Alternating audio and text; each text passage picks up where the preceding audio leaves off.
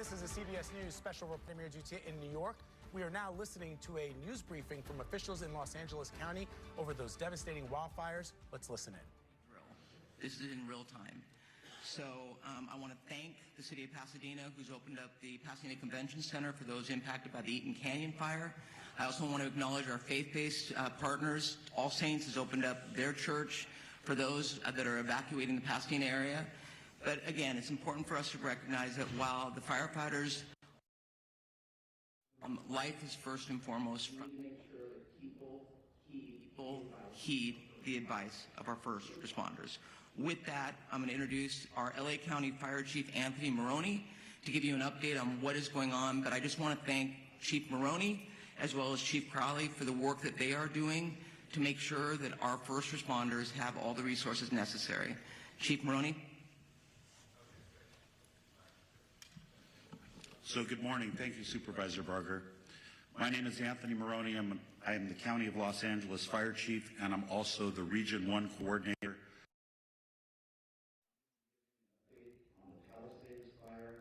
I am the County of Los Angeles Fire Chief, and I'm also the Region 1 Coordinator for four large fires burning in LA County at this time. The Palisades Fire is located in both LA City and LA County. We are in unified four large fires burning in LA County at this time. The Palisades Fire is located in both LA City and LA County. We are in unified command with the City of Los Angeles Fire Department in addition to CAL FIRE. We have well over 5,000 acres that have burned, and the fire is growing. We have no percentage of containment.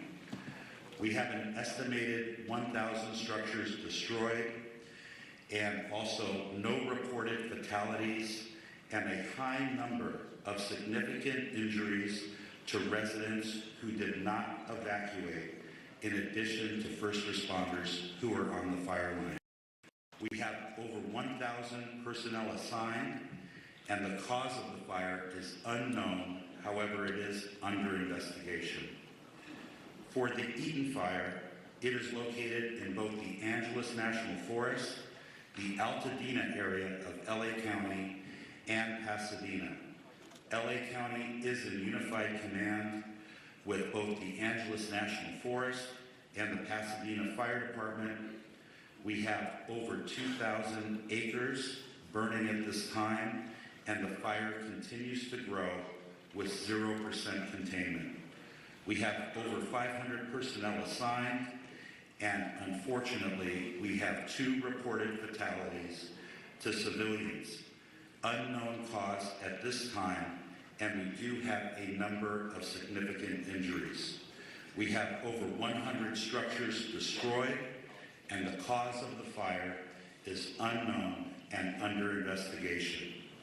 I will ask that LA City Fire Chief Kristen Crowley update you on the Hearst fire after I am finished with my remarks. The LA County Fire Department operational area consists of 29 separate fire departments in LA County, and all of those fire departments are at drawdown with no fire apparatus or additional personnel to spare. As the Region 1 Coordinator, I have requested mutual aid from the 5 counties of Orange, Los Angeles, Ventura, Santa Barbara, and San Luis Obispo counties. Additionally, last night, I contacted the State Office of Emergency Services and requested 50 engine strike teams. 50 engine strike teams is composed of 250 fire engines and over 1,000 personnel. We have also requested resources from out of state, as well as Northern California. Thank you to the first responders from Nevada, Oregon, and Washington State that are already on the road coming to LA County to assist. Lastly, the National Weather Service has predicted a continued red flag weather event with strong winds and low humidities, placing all residents of Los Angeles County in danger. To all of our viewers, please prioritize your safety as well as the well-being of those around you, as we come together to continue to get through this widespread disaster. Los Angeles County firefighters will remain on the front line until we reach full containment, and we ask that you keep all of Los Angeles County in your thoughts and prayers. I would now like to invite up Los Angeles City Fire Chief Kristen Crowley to give her briefing. Thank you.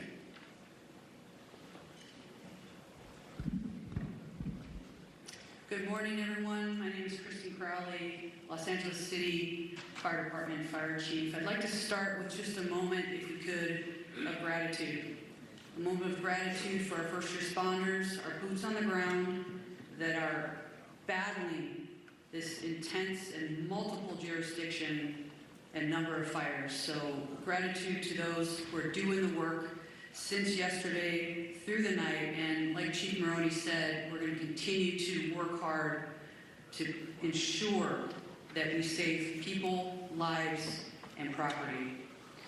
With that, I'll be touching on a couple major points. With the Pacific Palisades fire, we know that it continues to demand a significant amount of resources and attention. A second major brush fire, now referred to as the Hearst Fire, has erupted in the Sylmar area of Los Angeles. Now together these fires are stretching the capacity of emergency services to their maximum limits. The Los Angeles City Fire Department is battling these two major fires while also maintaining, I want to focus on this as well, 911 services for the city's approximate 4 million residents. Now, despite the severity of the conditions, our department remains fully committed to safeguarding lives and property.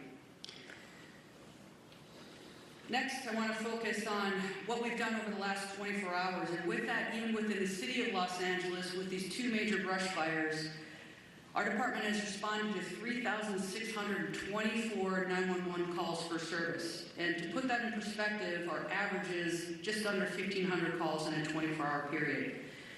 Over the last 24 hours, we've also responded to an additional 32 structure fires within the city.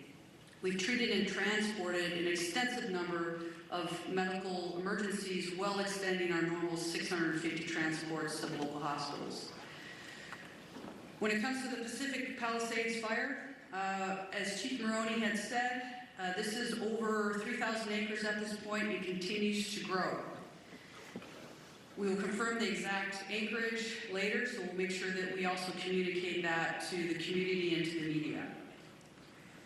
Last night, as of 1930 hours, all aircrafts were grounded due to high winds. Aircraft are continuing to be able to resume their water drops and acreage mapping today when the weather allows us to do so. A total of 3,398 civilians and 15,105 structures are in the evacuation zone. And again, the evacuation zones are the following: north of PCH, west of Kenter Avenue and San Vicente Boulevard, south of Mulholland Drive, and east of Topanga Canyon Boulevard. There are multiple evacuation centers which are supported by the American Red Cross. Injuries. Of course, there's a lot of interest in injuries. We have several firefighters and civilian injuries that have been reported, and all patients have been treated and transported to the local hospitals. Damage assessments. Chief Marrone did speak about a specific number. We are still vetting that through on the city side, so more information to come, and we will message that as soon as we can validate that. Approximately 400 LAPD firefighters have been deployed to the Palisades fire. We have many hundreds of law enforcement officers, our partner agency responders, and public works members engaged in supporting our overall operations. We are going to be transitioning to CAL FIRE this morning to manage this incident at 0800 hours. Next, I'd like to talk briefly about our Hearst fire, which is located in Sylmar. Last night at approximately 10:10 p.m., the fire erupted in the Sylmar area of Los Angeles, adjacent to the Los Angeles National Forest. The fire has rapidly expanded to over 500 acres, prompting the emergency evacuation of more than 3,000 residents. This fire is burning within the footprint of the historic Saddle Ridge fire. Now, despite the extreme winds and significant risks, and that's what we're going to be talking about from today and probably throughout the next few days, there's always that significant risk of life and property. We'll continue to focus on saving lives and protecting property.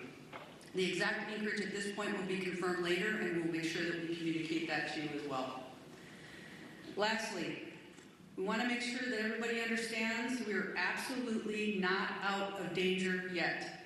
With the strong winds that continue to push through the city and the county today, I will tell you, and we are all committed to our first responders, our firefighters will remain focused on protecting lives and property.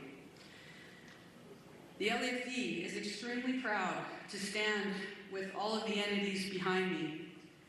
Our top priority will continue to be life safety, ensuring that safe evacuation and the rescues of our residents that are in harm's way. It will continue to be our primary focus in this wind-driven fire event as it continues.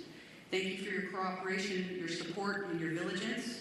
And today, we will continue to stand with our partners to protect everyone.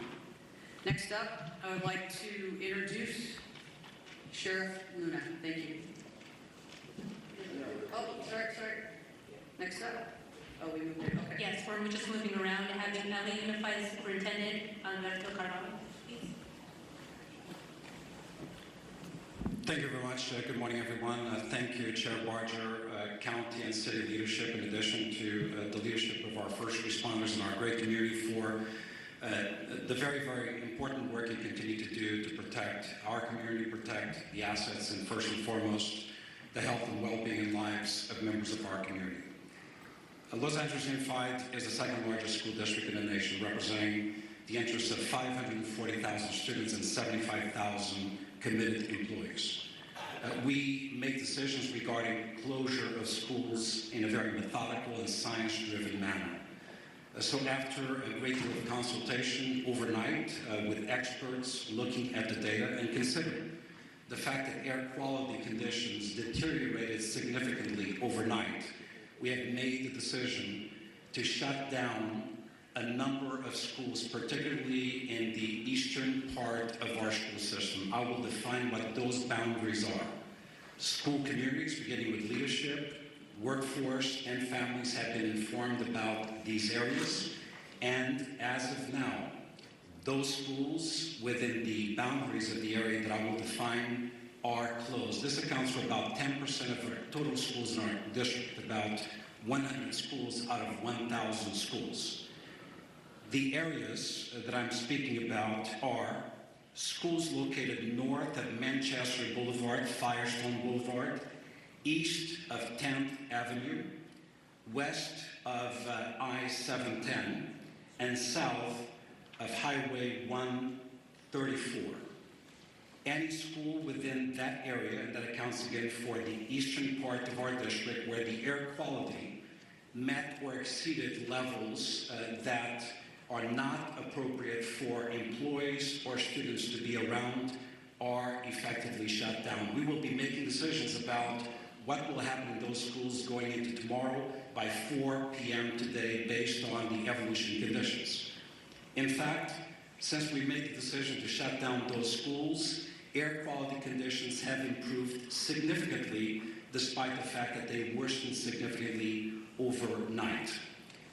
I want to speak specifically about schools surrounding the Palisades area.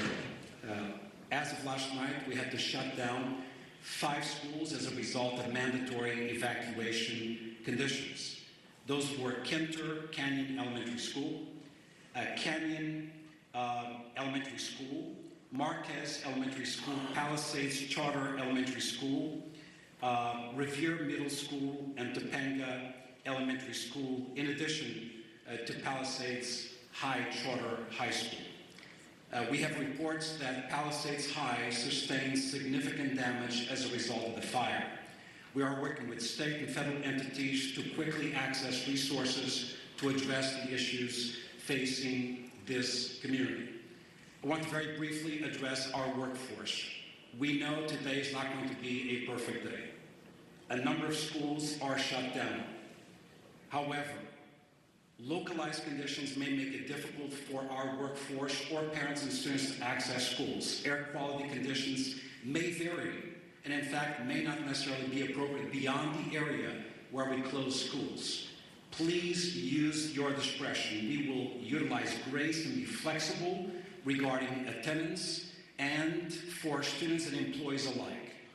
Specifically, students and employees who face chronic respiratory conditions or other health issues. We will be flexible regarding these individuals. We will provide additional updates later on today regarding conditions of schools going into tomorrow. For the schools that are open, recognizing the workforce needs of the parents of our children.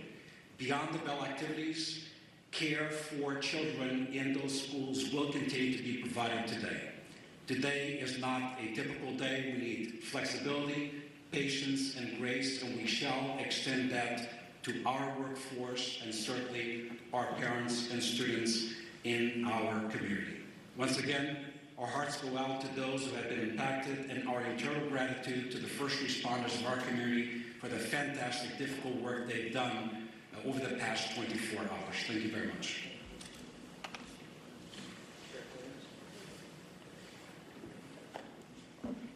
Morning. A lot of information to pass on, but please know this. This is a very difficult and challenging situation, but we're surrounded here by people who really care, and we're going to get through this together. That means with all of you as partners in our community. Our top priority continues to be the safety and well-being of our impacted residents. And a lot of our personnel, our deputy personnel, are involved in life-saving measures. This is a very fluid situation, specifically in the Altadena area, and a lot of our personnel, our deputy personnel, are involved in life-saving measures as we speak now. We are working very closely with local, state, and federal agencies to provide necessary resources and support. We have been in constant communication with both our fire and law enforcement partners across LA County and beyond to ensure that all available resources that are needed are being deployed strategically and effectively, but we are prioritizing life over everything else. There are over several hundred Sheriff Department personnel working around the clock to evacuate residents in danger, assist with road closures, and respond to multiple missions that are given to us, and they do change periodically depending on that life mission. To ensure that everyone is going to be safe or safe as possible, additional personnel will likely be assigned to this fire as this continues to go, and you heard from our fire partners that there is no containment here. I do want to split it up into two. I want to start talking about the Eaton fire first.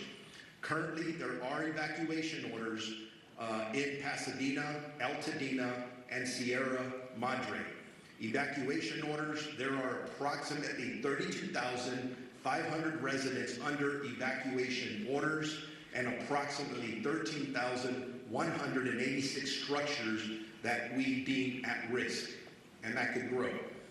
Evacuation warnings, approximately 38,600 residents are under evacuation warnings and approximately 14,342 structures are at risk. At 4 a.m. this morning, the evacuation orders did expand to parts of the city of Duarte, Monrovia, and La Cañada. And again, we continue to assess that. That's evolving. That's going to change. So I encourage you to consistently pay attention to all sources of information so you're ready to go when you are given that order, if that does come. As information is changing, even as I was driving up here, even as I'm walking up to this podium, I'm getting messages about several of Los Angeles County. So we are impacted. So we're going to make sure that within our department, we're wrapping our arms around our employees just like we do with community members. Again, as I was coming up here, In this area, I don't have any specifics. There is a lot of damage out there. We're still in the process of doing these assessments, trying to still save lives. So this information is going to change. The Altadena Sheriff Station itself was evacuated, and it was at least limited on fire. There was some fire at the Altadena station, but we did have to clear out all of our employees out of there. I'm hearing some miraculous stories, and they're just barely coming in, of our deputies who were trying to evacuate the Altadena station, and then residents were running up from different locations around there asking them for assistance in getting them out of their structures. And from what I understand, they were barely able to get people out before these structures started burning. There's just heroic stories of what our deputies are doing out there from last night and this morning. I want to make sure people know deputies are working to assist residents who are evacuating and continuing to make evacuation notices as we're speaking. They are securing areas that are evacuated, and it's always sad when I have to say this, but part of our responsibility is to make sure that no one loots or steals from our residents, our community members who are already being impacted. And I'm sad to report we made 2 arrests this morning for looting already. So if no one loots or steals from our residents, our community members who are already being impacted. And I'm sad to report we made 2 arrests this morning for looting already. So if you are thinking about coming into any of these areas to steal from our residents, I'm going to tell you something. You're going to be caught, you're going to be arrested, and you're going to be prosecuted. Don't do that. Stay out of these areas. It's only for emergency workers and people who live there. We are, at this point, unable to clearly determine the extent of damage at this point because the conditions are rapidly evolving and the destruction needs to be assessed as the daylight hours have come forward. I do know that I've lost at least 1 sheriff's black and white to a fire. Thank God that the deputy is okay. But deputies continue to be on patrol throughout the road closure areas to ensure evacuation areas remain closed to the public. All schools in the Pasadena Unified School District are closed. There is a road closure at Altadena Drive from Allen to New York Drive. For those in need of shelter, please head to the Pasadena Convention Center, located at 300 East Green Street in the city of Pasadena, and we're working with them in Unified Command and in partnership as well. For animals, there are established shelters at Large Animal Shelter Rose Bowl Stadium, at 1001 Rose Bowl Drive in Pasadena, Small Animal Shelter, Pasadena Humane Society at 361 South Raymond Avenue in Pasadena. I'm going to switch gears now to the Palisades fire that we've been heavily involved in with our partners, again with LAPD and LA City Fire and everyone else that's up there working. As of this morning, the fire was still burning in that area. That's impacting our residents. Evacuations are in effect, continuously in effect, for the city of Calabasas, the city of Malibu, Los Angeles City, Pacific Palisades, and unincorporated area of Los Angeles County and Topanga Canyon. Evacuation orders are approximately 37,000 residents under evacuation orders and approximately 15,000 structures at risk. Again, that's specifically for the Palisades fire. Evacuation warnings, approximately 20,000 residents are under evacuation warnings, and approximately 6,500 structures are at risk. There have been minor injuries, and our partners at the fire department have talked about those, and several, unfortunately, structures that have been lost, and we're still assessing those. Bear with me, I'm almost there. There's a lot of information, very important information. There are several road closures which can change rapidly. The 10 freeway at Lincoln Boulevard, southbound PCH at Las Flores Canyon, southbound PCH at Topanga Canyon, Coastline Drive at southbound PCH, westbound PCH to Entrada to eastbound closed from PCH and Malibu Canyon. We have established shelters up for that fire in the following locations: Westwood Recreation Center, which is at 1350 South Sepulveda Boulevard in Los Angeles, Pasadena Convention Center, which I already mentioned, we can go there, 300 East Green Street in the city of Pasadena, and El Camino Real Charter High School, 5440 Valley Circle Boulevard in Woodland Hills. Animal shelters, large animals, LA Equestrian Center at 480 West Riverside in Burbank, large animal shelter Pierce College, 6201 Winnetka Avenue in Woodland Hills, large animal shelter Rose Bowl Stadium in Pasadena, Small Animal Shelter Agora Animal Center, and Small Animal Shelter Pasadena Humane Society as well. We got to take care of our pets. As I wrap up, a reminder, and you've heard it from several of us, you need to be prepared. If you are in a warning area, make sure you have your essentials, your important paperwork, your medications, things that you can take, your phone charger to survive for at least a week. But if you are told to evacuate and given an order, there is nothing worth your life. Please listen to the police and fire officials that are out there and be prepared to evacuate.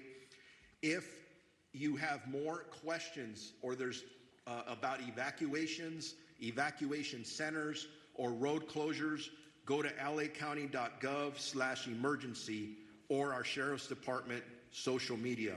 Now it's my honor to introduce my partner of the Chief of the Los Angeles Police Department, Jim McDonnell. Thank you very much. And as you look at the group assembled behind the morning, each of those and everybody we represent who's out in the field all have families. Many are impacted directly by the fire, but they leave those families to come and try and be able to help everybody else who's out there. So I owe a debt of gratitude to everybody who is putting it all on the line for everyone else. This is a tragic time in our history here in Los Angeles, but a time where we're really tested and see who we really are. And it's critical that at these times we be patient, that we come together, that we focus on saving lives and to be able to do the very best job we can, so when we look back on this, we know that we did what we could for others. I look at the people who were out there on the line last night. The winds were like something that I have never seen before. Firefighters, police officers, deputies, they're out there sheltering in their vehicles, their trucks and their cars, so that they don't end up getting burned from the fire that was being driven by 75-plus-mile-an-hour winds. They were there until they could get out of the car and go back to doing their work. As you can imagine, a very difficult circumstance to deal with. These are, as I mentioned, unprecedented conditions, but also unpredictable. As the fire continues to spread and pop up in different locations, none of us know where the next one is going to be. So I would ask you to be vigilant, to look at your neighborhood, to talk to your neighbors, to have everybody on board, so that if they see something start up, that we get on it very quickly. We get fire resources out there as soon as we possibly can, because with these winds, once it starts small, it'll be very big very quickly. And so I would ask for everybody's help, cooperation, and vigilance in that role. As you've heard before about evacuation, that makes the difference between living and not. And so I would ask you to take these warnings. If you are just joining us here on this CBS News special report, you are listening and hearing the Los Angeles County Police Chief Jim McDonnell giving us an update on those wildfires that are raging across Southern California this morning. Officials confirming to us during that press conference that at least 2 people have been killed, while those fires have destroyed homes, businesses, covered cities, and highways. And smoke whipped up storms and turned the skies red. Chris Van Cleve has been monitoring the Eaton fire all morning in Pasadena. All right, so while we're having some technical difficulties with Chris Van Cleve, because as you can imagine, covering these fires, there will be technical difficulties. Again, officials pointing out that 5,000 acres in the Palisades fire have burned. The fire, folks, is 0% contained, and officials fear that it is only going to get worse because conditions remain dry and there is a noticeable lack of humidity in the air. Again, 2 people killed as these out-of-control wildfires are continuing to rage across Southern California. And even as officials tally the devastating losses, we can report to you now that they do not have any indication or word on what started those fires. During the Eaton fire, over in Eaton, 2,000 acres have burned, 0% contained. Now, the weather is crucial to firefighters trying to control these flames. So let us bring in meteorologist John Elliott with CBS News New York.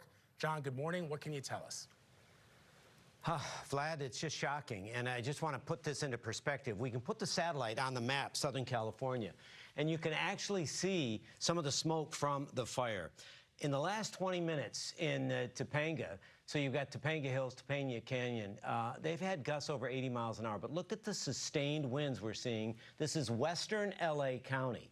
Now, the irony, so ever bittersweet, is the observation for the city of Los Angeles right now is 8 miles an hour. So that kind of wild variety does not help firefighters whatsoever. And then take a look at some of these numbers. These are peak winds since midnight, where you've got close to 100-mile-an-hour peak winds there through Fremont Canyon, and you look at Altadena, heartbreaking in Altadena at 90 miles an hour, and this obviously is what results. I want to share, if I have time, a little bit of guidance for what we anticipate this afternoon. We are focusing, rightfully so, on Los Angeles County, but the tinder, the fuel is there for more of Southern California. Computer guidance on the winds we're anticipating. We're going to make a few stops on this. We can go ahead into time, and you're going to see these numbers retreat a bit into the afternoon, which is good. But what happens is we're going to see overnight tonight these numbers go up. So once again, you're going to see the numbers go from 10 to 15 to gusts closer to 80 miles an hour overnight tonight. There is some good news. There will be a bit of a lull, just a bit. We might be able to get more air resources in the air. But Vlad, this thing is not over by any stretch. Watch for more dangerous winds tonight. Back to you. It's just absolutely devastating when you hear the numbers coming out to us from Los Angeles. John, thank you very much. Chris Van Cleve has been monitoring the Eaton fire all morning in Pasadena, and he joins us now. Chris, you heard some of that briefing. 2,000 acres burned so far, 0% contained. Yeah, Vlad, it doubled in size from midnight to now. We also learned that there are two residents of Pasadena who have died in this fire, and that there were numerous injuries during the evacuation. Now, we were talking to the family that lives here, a guy named Dale Short. He's 91 years old, lived in this house for 6 decades. It was his girlfriend that convinced him to leave. Police were driving up and down the street saying, get out now. He was in the backyard with a garden hose trying to put out the embers that were coming off this hillside here. They fled as parts of the house were catching on fire, as the neighboring houses caught on fire. All of those homes are gone now. He grudgingly admitted she made the right call and probably saved his life last night. Tragic that this Pasadena fire has turned deadly. It also underscores just how fast this was moving. You know, they said that they felt they had maybe 10 minutes from when they realized the fire was coming to it was too late. This moved very quickly, and the winds overnight here were something this area has not seen in recent memory, maybe ever. Wind gusts up to hurricane strength, enough to almost blow you over. And what that did, as these homes were burning, it picked up all of these burning hot embers and just shot them all over the place. In fact, if you think about it, the actual Eaton fire is about a mile back that way in the foothills. So all of this came from those embers being blown out and spread. You can see why when John talked about those winds coming back tonight, that's going to send a shiver down the spine of Southern California, because once those winds get going, these fires are unstoppable. There's not enough firefighters to battle the number of fires that were burning in this neighborhood last night. Even with those 500 personnel that they've assigned to help combat these flames. Chris, you grew up in the area. Our viewers may not know that. What's it like for you to be back there and to see the devastation in your community?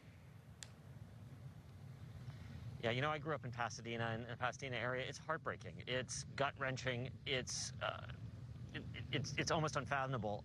We saw something sort of like this back in 1993, the Altadena fires, and I remember going to my 8th grade class and watching that hillside burn. To come around the freeway this morning and see the same thing again, but worse, was just heartbreaking.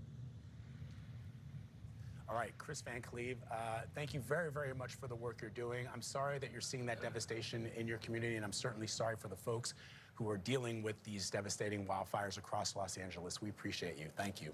To recap, folks, fire officials say more than 7,000 acres have burned in the 2 major wildfires in Southern California. They are the Palisades fire and the Eaton fire. Sadly, 2 people are reported dead in the Eaton fire. The number of injured is unclear, but officials say a high number of people who did not evacuate in the Palisades fire have suffered significant injuries. More than 1,000 structures have been destroyed, and so far, there is 0% containment. Our coverage of these wildfires will continue on CBS News 24/7. We will also have a full wrap-up tonight on the CBS Evening News. Many of you will now return to CBS Mornings. This has been a CBS News Special Report. I'm Vladimir Duthiers.